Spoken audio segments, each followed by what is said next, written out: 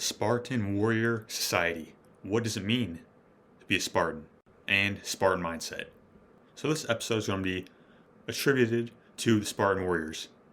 This is because I learned a lot from them on my own journey. I feel like their story has a lot of parallels of today's times.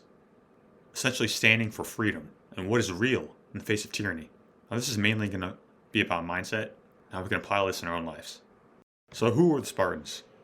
So Sparta, also known as Lacedaemonian, was an ancient Greek city-state located in southern Greece, called Laconia.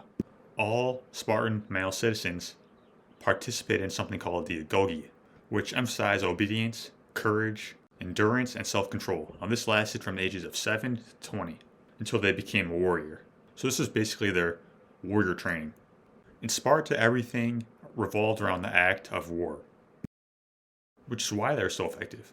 They were subjected to continual physical competitions, which could involve violence, given rations, and expected to become skilled at stealing food, among other survival skills. So what does it mean to be a Spartan? If you took a look at the root word, which is spar, or sparring, a look at it as a thing to get better in every way. Life is training. Everything is an opportunity to grow and get better. Managing our responses to things, our thoughts, our emotions, and state of mind. All these are a result of our perception and how we see things. You can change your state of mind by changing how you move and what you focus on. So what is the Spartan mindset? Principle number 1 is no retreat, no surrender. This was their number one thing. If you have a goal in your heart that you know is yours, you must go for it. There will all be challenges that come up, but we must persevere. Obstacles are just opportunities to find out what to do differently. Failure is feedback. Don't change the goal, change the approach. The only time to change the goal is that if it's no longer in alignment with you, or if it's common sense to do so. In this case, it's not quitting and just making an intelligent decision that will line you up with your future success. Number 2 is do hard shit. Doing hard things will make you hard. Putting yourself through challenging situations. This will allow you to be more resilient in the face of obstacles and be able to take more on. For example, I recently went on a 5-day fast. I had nothing but water and green juice for 5 days. Now why did I do this? Primarily for mental resilience, but there's also a lot of health benefits. I got a lot from it in terms of character and insight. Doing hard things like this on a regular basis will carry over to everything else in life. Number 3 is to know your why. Knowing your why is akin to knowing your purpose. During challenging times, you can call on your why. Doing it for loved ones is a common one. One person's obedience is connected to so many other people's destinies, meaning that everything that you do can significantly impact other people. If you don't have a why, you will get knocked down almost any time. Those with a why can endure almost anyhow. Number 4, give them no mercy. Have no mercy when it comes to your dreams and your goals. Be relentless in your pursuit and have no mercy in the path toward freedom. Never surrender and always win. This has to be put into context and this has to be done to principles. I am more so talking about a goal that you have in your heart that you know is yours. Keep on going. They don't take days off, neither can we. Number 5 is stand for freedom. Now the Spartans had a very keen sense of freedom. This was very valued in their culture. And they can never be as strong or as fast as us because they operate in a world that is based off of rules. Stand for freedom is to stand for what is real. You will not take orders from tyrants. Everything is birthed out of freedom. The reality is it cannot be taken because they never gave it to us in the first place.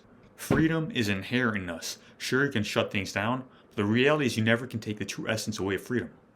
We don't play by the rules, we live by principles. Discipline equals freedom. Yes, you can do whatever that you want, but what are your results? At the end of the day, if you want to be healthy, wealthy, and have great relationships, you got to put in certain practices to get these things. Certain habits, certain mindsets. I think they control us, but I misunderstand because freedom cannot be contained. Number 6 is courage is calling. Now courage is the way of the warrior.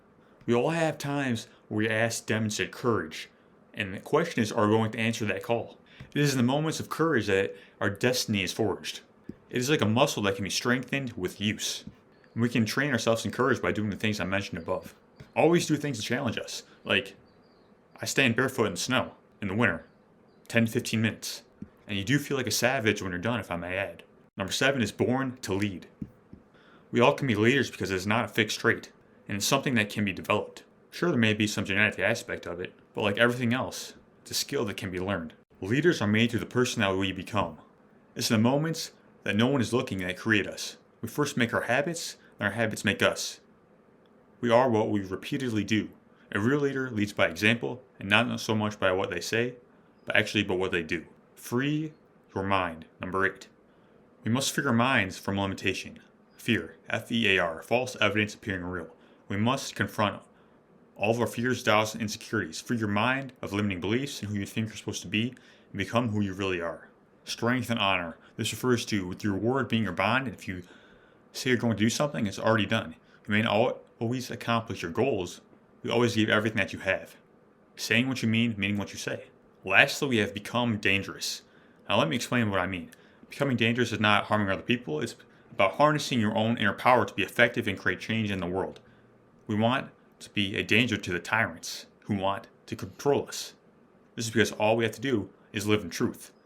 The greatest revenge is massive success. The Matrix wants you broke, unhealthy, and unhappy. The only way to win is to win from within. You can start one day, or you can make it day one. The choice is yours, my friend.